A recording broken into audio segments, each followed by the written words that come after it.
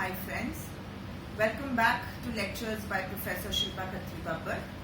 Today's lecture is in continuation with the previous lecture where we had begun our discussion on the social problems with specific reference to women and how the various social legislations have had a social engineering kind of a role and have alleviated women as far as possible from the given social problems which are culturally rooted. In fact, in my previous lecture, we had taken excerpts from Young's work, and we had seen that oppression manifests itself in 5 different phases, and we were primarily focusing on marginalization, exploitation, violence, a little bit on cultural imperialism as the various manifestations of oppression. Today, I will begin from where I had stopped in the previous lecture. In the previous lecture, we stopped by introducing PWDVA 2005, and today we shall continue with PWDVA 2005 in a greater detail.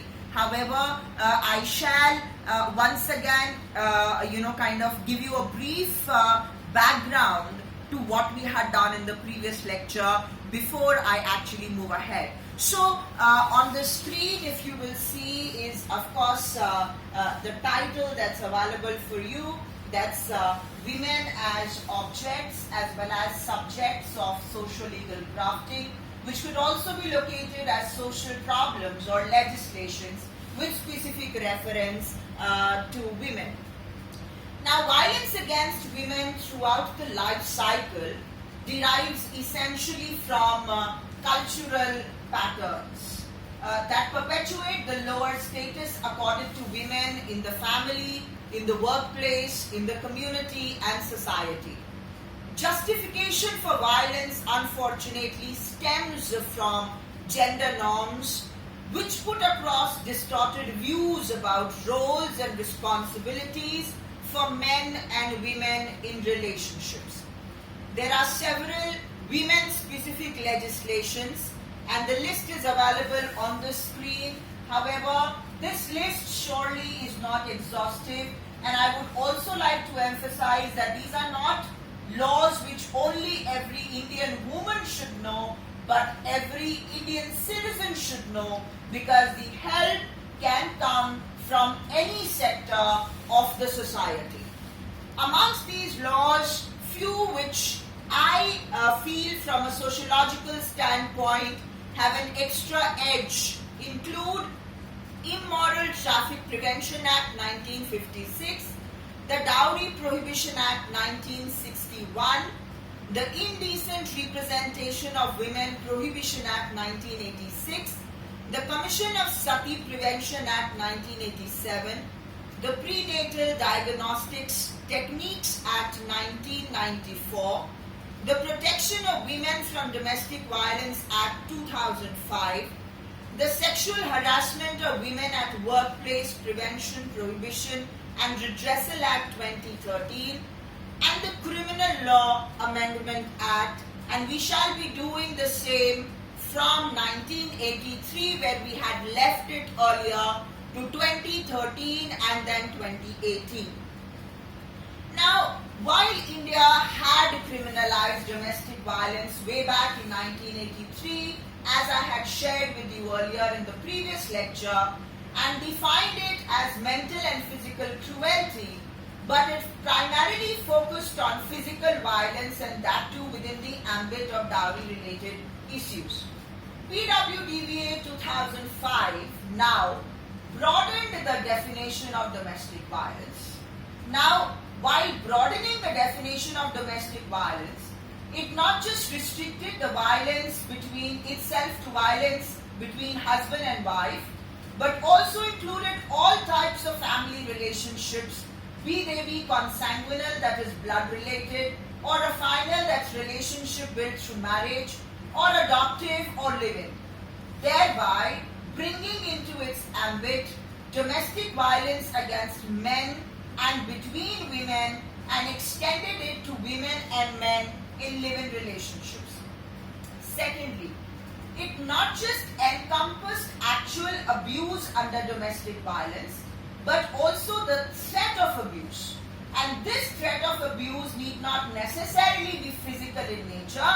Under this particular act, it could also be sexual, verbal, emotional, and economic, along with physical.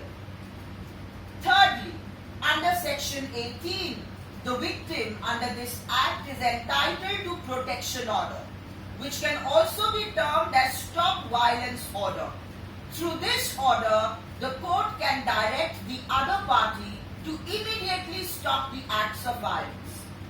Section 19 of the Act provides for women's right to reside secured by a residence order in the matrimonial or shared household, whether or not she has any title or rights in the household. Under Section 20, victim can seek monetary relief to meet any expenses that she may have incurred as a result of the violence faced, such as payment of medical bills, any loss of belongings, etc. Under Section 22, compensation order can be asked for by the woman for injuries, both mental and physical, sustained. This is over and above the actual expenditure that can be obtained by a monetary order. She can also ask for temporary custody orders under Section 21 for her children. This is to prevent her from being separated from her children, which itself, as you would understand, is a form of emotional abuse and blackmail. She can ask under Section 23 for an interim order or an ex parte order. And now let us understand what's the difference between an interim or an ex parte order. An interim order can be given by the court at the time the proceedings are initiated and before the final order is passed. In order to get the interim orders, a woman has to show that she has or is facing violence or fears violence. However, an ex parte order means an order that's passed in the absence of the other party to the dispute. Such orders are interim in nature and passed only if there is an immediate danger to the person making the application or when the other party refuses to appear in court despite prior intimation given by the court. PWDDA also initiated the position of a protection officer who would assist the victim in seeking legal assistance or legal aid, medical examination, safe shelter, or so on and so forth. The Act also provides for breach of protection order or interim protection order by the respondent as a cognizable and non-bailable offence. With this, we move on to the Criminal Law Amendment Act 1983.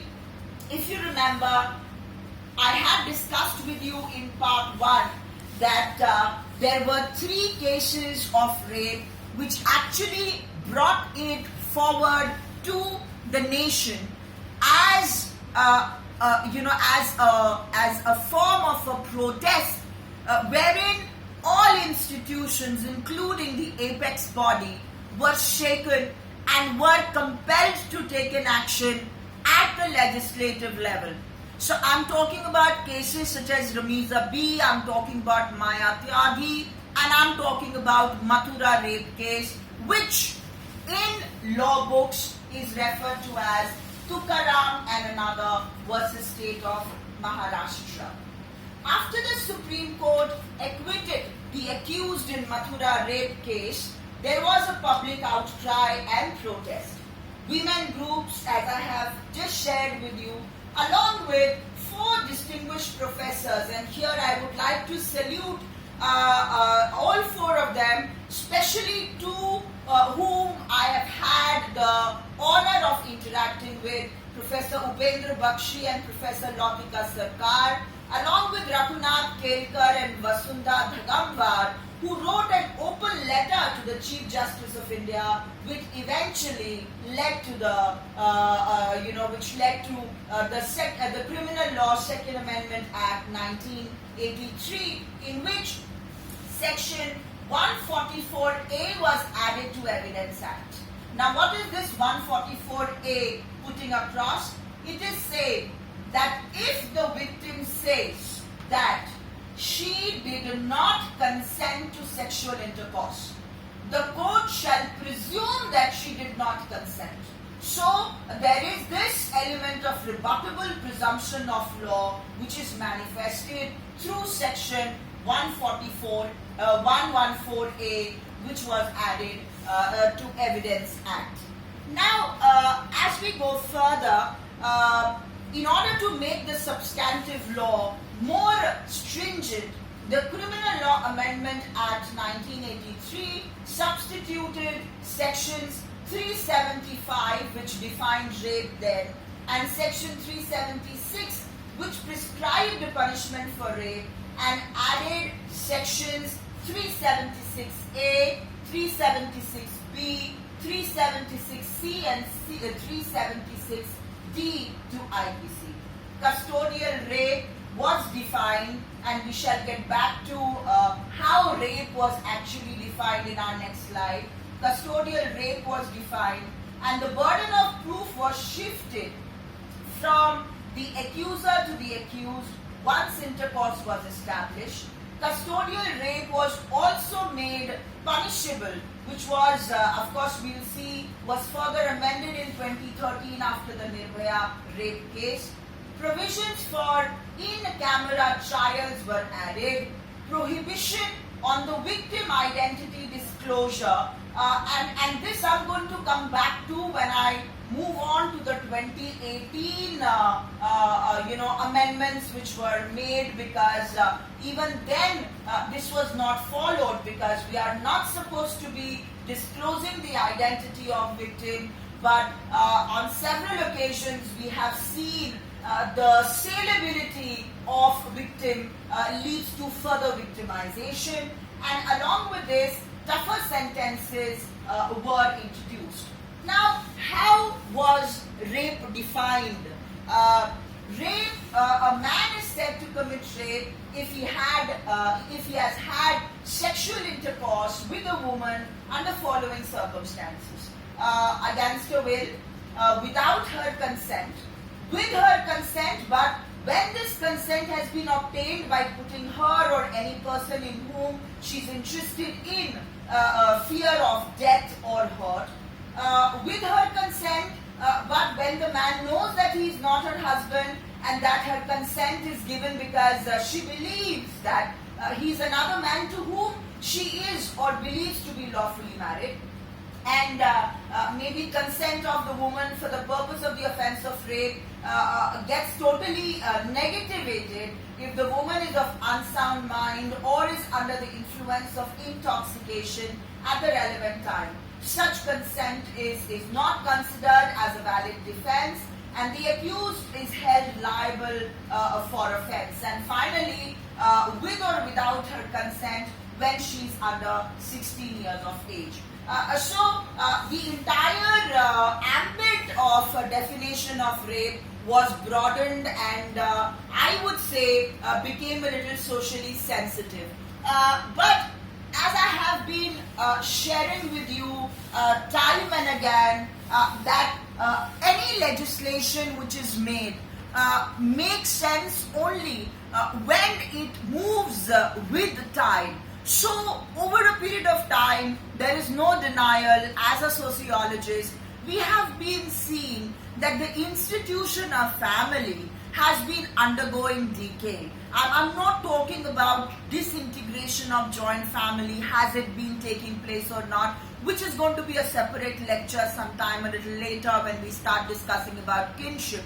But family as a unit where socialization used to take place, where morals were discussed as a community, where values were being shared, where respect for each other's body was conveyed through several mediums. Now, somehow or the other, is slowly decaying, and as a termite is eating upon the society, because of which, if you will see that there has been, judiciary has observed that the incidence of sexual assaults of minor children has assumed alarming proportions. And I would like to draw light to Ranjit Hazarika versus State of Assam and Kamta Tiwari versus State of MP. And when we will come to this, you will realize the level of decay that I am, speaking about, and I'm sure would be very disturbing for some of you. Now, this growing menace, of child abuse also drew the attention of Law Commission, and unfortunately, these such sexual attacks were made not just by the strangers, but even by the relatives, by the kinsmen of the victim. And further, such sexual abuse was not merely confined to rape and molestation as understood then, but also included forms such as oral sex or torture through insertion of artificial objects in the vagina. And we shall be seeing this, reflecting itself in the 2013 amendment. Now, as Law Commission, as I shared with you, was taking cognizance of such concerns, India witnessed a case where a girl of 6 years was forcibly made to indulge in sexual acts other than penile penetration of vagina by her own father. And this is where I talk about Sudesh Chaku versus KCJ. It is one of the most unfortunate episodes that could have hit our society, and thereafter, of course, incest and many other primary kins indulging in sexual relationships have been taking place, sometimes unfortunately and sometimes under the garb of modernization. Now, it was argued that the words sexual intercourse and penetration, as then used in section 375, should be interrelated to mean penetration of any part of the body of a man into any part of the body of the woman. So while this discussion was actually going about, the entire world was shaken by the 2012 December 16 gang rape and the murder in Delhi, which shook the entire world and led to the passing of the Criminal Law Amendment Act in 2013, which widened the definition of rape, and I shall come back to this in greater detail. It made punishment more stringent by not just increasing the jail terms in most sexual assault cases, but also provided for death penalty in rape cases that cause death of the victim or leave her in a vegetative state. And the punishment for gang rape was increased to 20 years to life imprisonment from earlier 10 years to life imprisonment. So, as I shared with you, now we shall try and understand how the concept, the definition of rape has been put across. Now, rape is no longer restricted to cases of penile vaginal penetration, and also includes the penetration of not just vagina, mouth, urethra, anus, or any part of a woman by a man using any object or part of his body. My only problem with this, which in fact I think is very circumstantial, is that this particular act, it remained gender specific.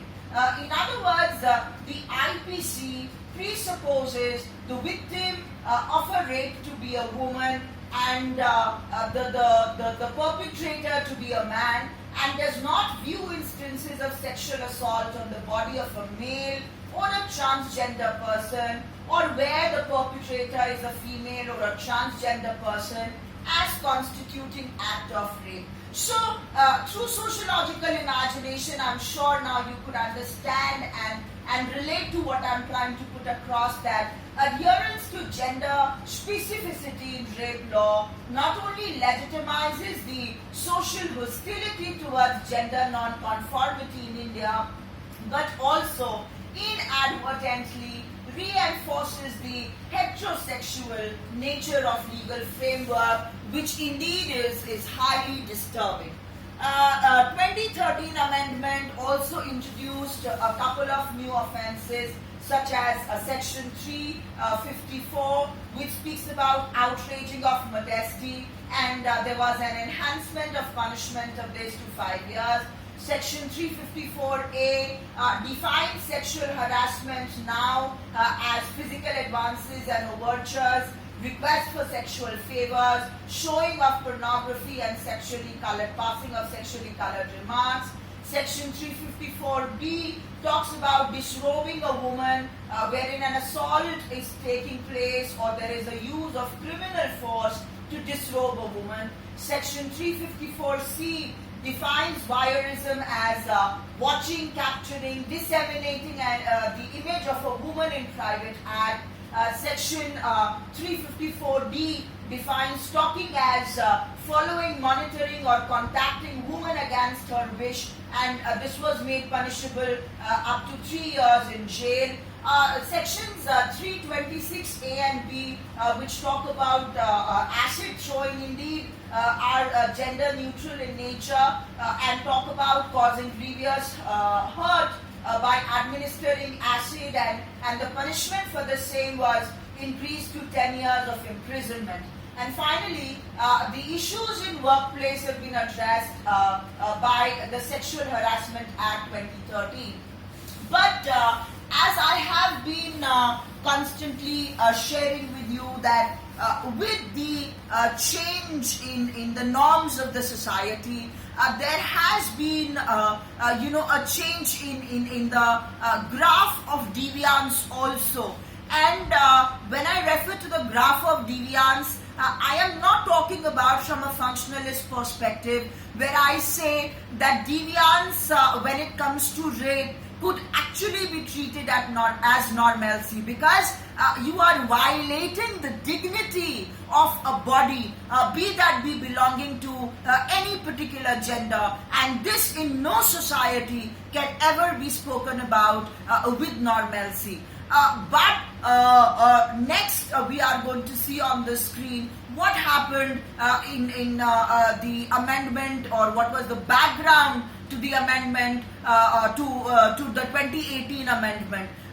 Not only is it a rape of a minor girl, but also of a nomadic tribe who had nothing at all to do with the larger society per se. However, how there was a communal propaganda which was attached to this particular episode, and how the institutions such as a couple of police corps, even for that matter, a couple of segments from advocates, the medical institutions, how they were all hand in glove, and how this politicization brought about so much of pain to our country, a nation which celebrates unity in diversity. So let us hit on to the next concern, and this is, I'm talking about the horrific gang rape and murder of an 8-year-old girl in Jammu and Kashmir's Kathua district. And I would actually want you to, this is the place where the rape actually had taken place, but I would want you to understand a little bit of background because it's very essential to understand the context of this particular girl, where she actually came from. So this victim, she belonged to the nomadic Bakarwal tribes, who are basically Khanabadosh. So they're nomads who move to the hills for summers. So their movement is from Batti Barigar in Udhampur district to Varvan in Kishtwar. They are a scheduled tribe population of Jammu and Kashmir, and started settling in the year 1975. In fact, the then Chief Minister Sheikh Abdullah had granted them rights to reside in forest areas, and subsequently land next to the forest areas was brought by Bakarwals. Now, why I want you to know a background is that it is these Bakarwals who have actually played a pro-Indian role, and the militants in fact consider themselves to be pro-India for their roles in 1947, 65 and 71 wars with Pakistan.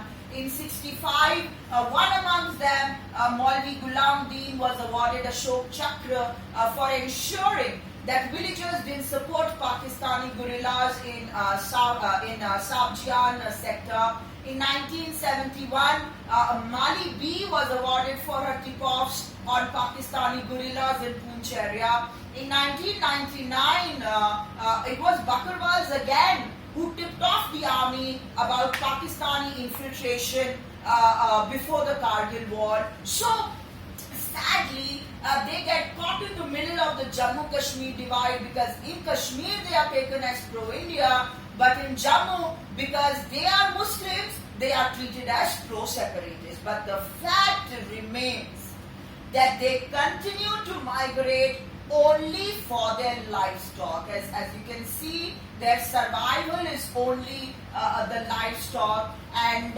because of them, since there is no grass available in the plains of Jammu during summers, and in winters it gets buried under snow in the hills, so this is why they end up as Khanabadosh or as nomads, along with the Gujars also. So Bakarwals and Gujars are two such nomadic communities of Jammu and Kashmir. Now, I want you to retain this in your mind, and we shall come back to this debate and discussion, which I had spoken about, the prohibition on disclosure of the identity.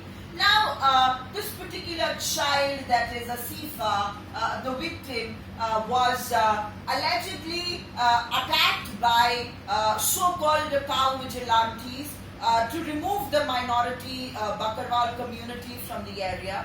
And to share with you, there is no formal government order which requires either the Bakarwals or the Gujars to take permission to transport their cattle, even on vehicles. So it's a long-lasting relationship. However, those targeting the nomadic tribes, they fell back on the general orders which banned the transportation of bovines from one district to another in the state without permission. And the police officers, as I shared with you, were involved in destruction of evidence. In fact, Supreme Court has taken suo motu cognizance of lawyers obstructing the victims' counsel appearing in the case, and 8 people, including a juvenile, were arrested by Jammu and Kashmir Crime Branch, and this is what I treat as a victory of justice over communal propaganda. Now, with this victory came in the Criminal Law Amendment Bill 2018, which amended the IPC, it amended the Indian Evidence Act of 1872, the Code of Criminal Procedure 1973, and the Protection of Children from Sexual Offences Act 2012. Now, if you will look up to the screen, I have divided the victims into children or girl, in fact being gender specific, girls below 12 years of age and girls below 16 years of age. This is in case of rape and this is in case of gang rape. So this particular bill, it provides for stringent punishment, including death penalty for those convicted of raping girls below the age of 12, and states that gang rape of a girl under 12 years of age will invite punishment of jail term for the rest of life or death. In case of rape of a girl under 16 years of age, the minimum punishment has been increased from 10 years to 20 years, which is extendable to imprisonment for rest of life, which means jail term till the convict's natural life. Punishment for gang rape of a girl below 16 years will invariably be imprisonment for the rest of life of the convict. There will also be no provision for anticipatory bail for a person accused of rape or gang rape of a girl under 16 years. and the measure also provides for speedy investigations and trial, whereby investigation of all cases of rape have to be mandatorily completed within 2 months, and a 6 months time limit for the disposal of appeals in rape cases has also been prescribed. And if you remember, I told you to be with that picture, and which carried the name of that victim. And this is what deeply pains me, that section 228A of IPC strictly forbids the disclosure of the identity of rape survivors in the media or in any other public forum, and the same prohibition has been emphasized in section 23 of POCSO 2012 with regard to minors.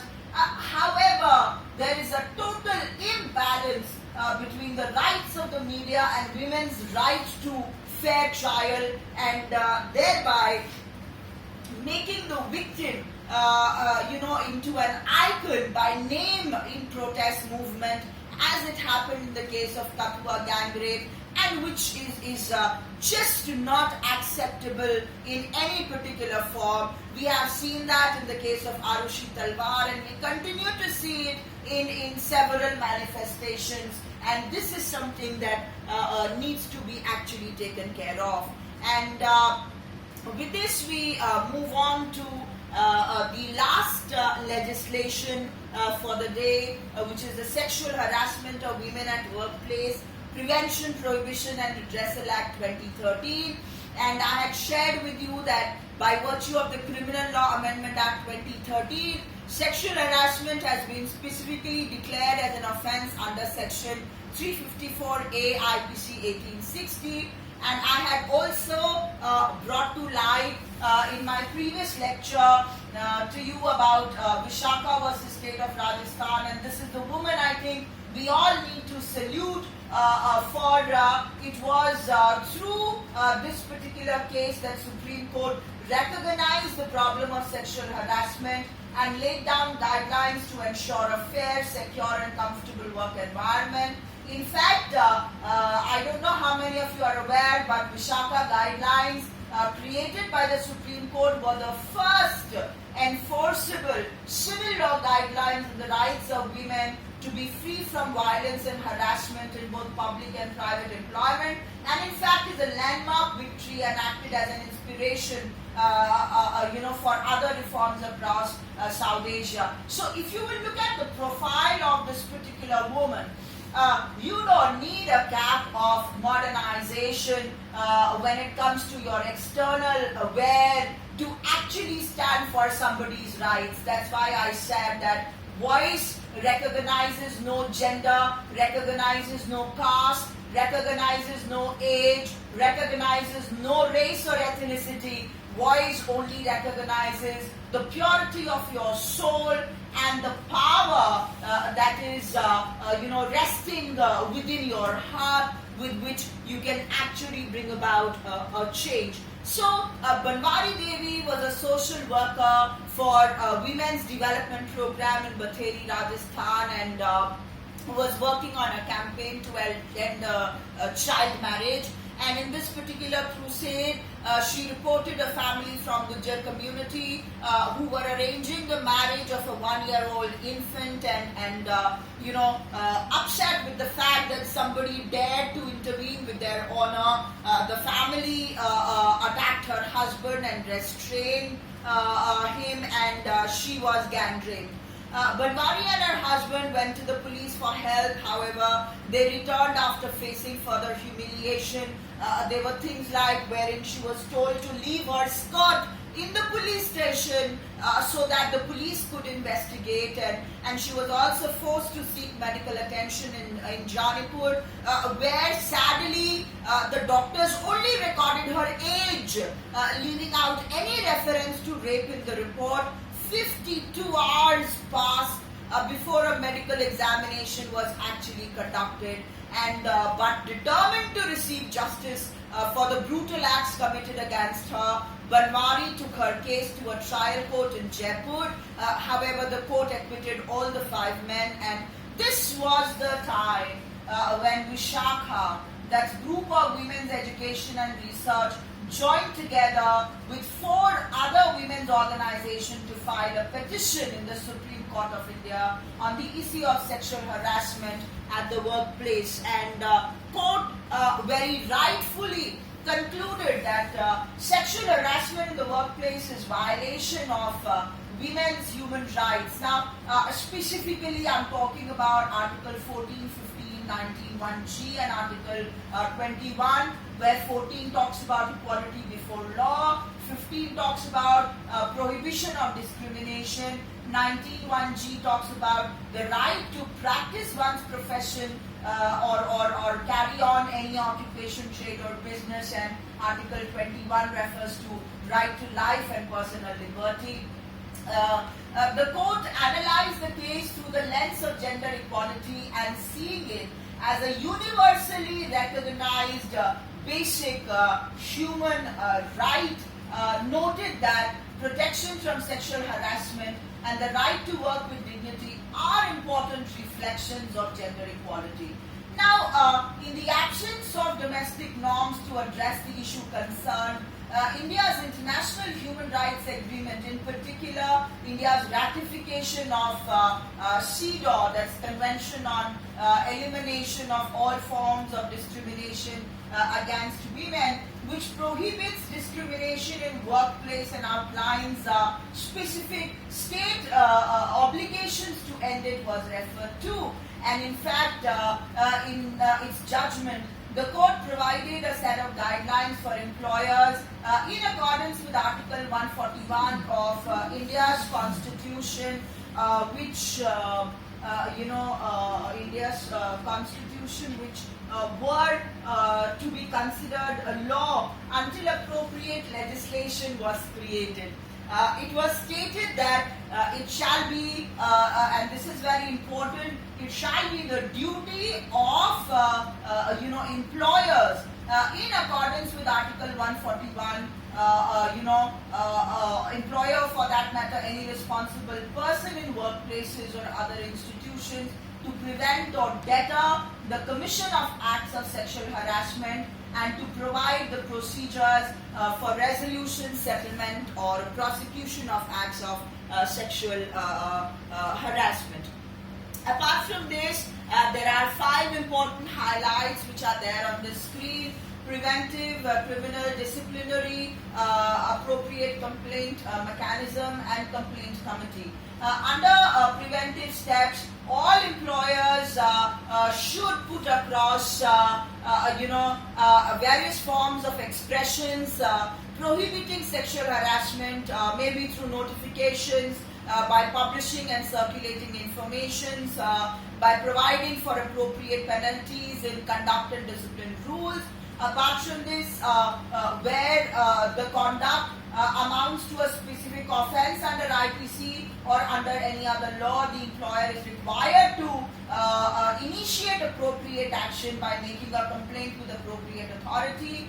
Further, where such conduct amounts to misconduct in employment as defined by the relevant service rules, appropriate disciplinary action should be initiated, and an appropriate complaint mechanism should be created in the employer's organization for redress of the complaint made by the victim, and one should ensure that such complaint mechanism is time bound, and finally the complaint mechanism should be adequate to provide, where necessary, a complaints committee, a special counselor or other support service, including the maintenance of confidentiality. And it was in Apparel Export Promotion Council versus A.K. Chopra 1999 that Supreme Court had for the first time applied the Vishakha guidelines and stated that an attempt to molest is equally an infringement of a woman's right to dignity. Similar addressal was followed in subsequent cases such as such as Shehnaz Mutbatkal versus Saudi Arabian Airlines 1999, where the victim being aggrieved by her removal from service raised an industrial dispute processed under the Industrial Dispute Act 1947, or for that matter in the case of RBS Chauhan versus Reserve Bank of India 2003. Now, while the Supreme Court guidelines did open up the discourse on sexual harassment in workplace, but sadly the guidelines were far from being introduced at all levels of employment across the nation. And in fact, it was in protest against the dismissal of Dr. Medha Kotwal's complaint and victimization that several women's organizations wrote a protest letter to the Chief Justice, and all these letters were converted into a PIL, in the name of Medha Kotwal, Lele and others versus Union of India 2004, and the Supreme Court started supervising the actual implementation of these particular guidelines, and subsequently guidelines were issued to states to immediately set up adequate number of complaint committees at taluk, district and state levels, and also directed the change of civil service conduct rules within 2 months of the order. Further, the findings of the complaints committee, it was stated, shall be deemed to be an inquiry report in a disciplinary action under the civil service conduct rules. And finally, this is the entire background in which the Sexual Harassment at Workplace Prevention, Protection and Redressal Act 2013 came into force and superseded the Vishaka guidelines. It's very important to understand what actually constitutes sexual harassment. It is defined as an unwelcomed act or behavior, whether directly or by implication, which includes any one or more of the following. It includes physical contact and advances. It includes demand or request for sexual favors. It includes making sexually colored remarks. It includes showing pornography or any other unwelcome physical, verbal or non-verbal conduct of sexual nature. Under sexual harassment, please remember it is the impact that matters and not the intention. So, in 2010, in Dr. Punita Kesondi versus Union of India and others, the High Court endorsed the view that sexual harassment is a subjective experience and there is a need to analyze harassment from the complainant's perspective.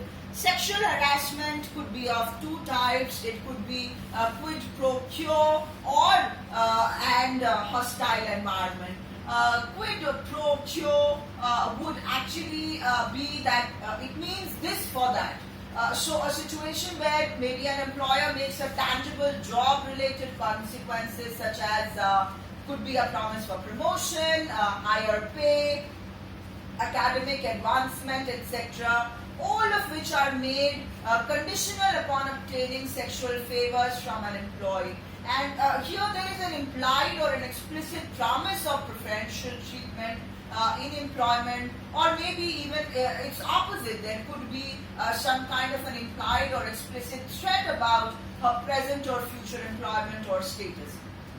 On the other hand, hostile environment occurs when unwelcome sexual conduct unreasonably interferes with an individual's job performance or creates a hostile, intimidating or offensive work environment, even though it may not result in tangible or economic job consequences, and any form of humiliating treatment likely to affect her health or safety must be read in conjunction with the definition of sexual harassment. Now, what actually constitutes workplace? In fact, all offices, institutions in both private and public sectors, including educational institutions, employing 10 or more employees. Now, they all are required to constitute an internal complaint cell by an order in writing by the employer. However, this numerical threshold of 10 or more employees has not been explicitly stated amongst clauses of the Act and has been inferred from a harmonious reading of the statute. This interpretation is further supported by official press releases and reading materials issued by the Ministry of Women and Child Development, Government of India. Objection to harassment to each one of you sitting here as audience should be treated by the victim as her right and should be reported immediately to ICC. In fact, adequate actions taken by ICC could be in the form of maybe a written apology or could be a severe disapproval in a formal statement, or could be loss of pay, loss of increment, black mark in the service record, or several counseling sessions, maybe even dismissal from the service. A compensation to the victim could be offered for mental trauma, emotional distress, and loss of career opportunity, medical or other expenses.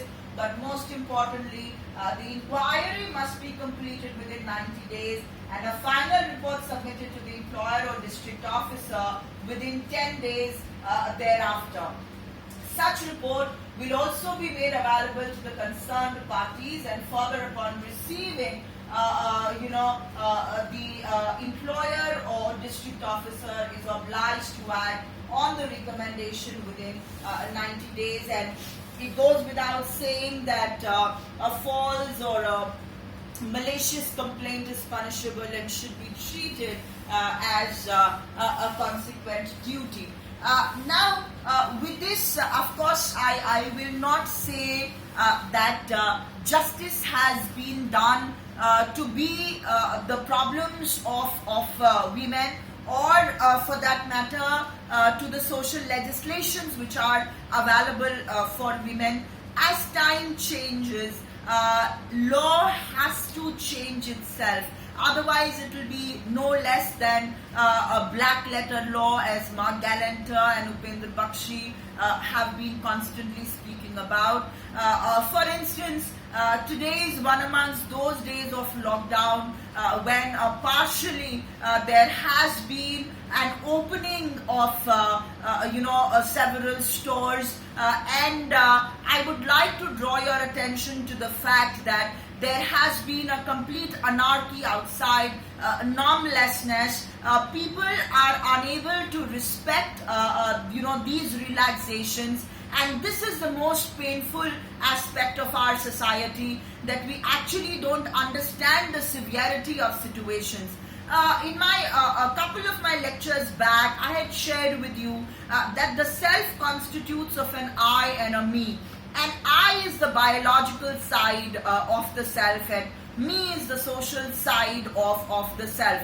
Unfortunately, the I of our society, and I'm talking about globally, not just about our country, the I of our society, the biological self of our society is untamed. And it is because of this reason that our self is moving in several directions which are more so towards deviance and disturbingly shaking the very edifice on which our country is resting. So on this high and emotional note, I would like to request each one of you to continue to stay safe and to continue to subscribe to my YouTube lectures. The link is available on your screen. To also knock me on the blog for discussions, and it will be overwhelming if as I have been receiving a lot of messages from students across the country on to discuss on several topics. I would love to do that. I will make this a weekly manifestation, and our contact point of sociology would continue to be the point of our discussion. God bless you. Stay safe.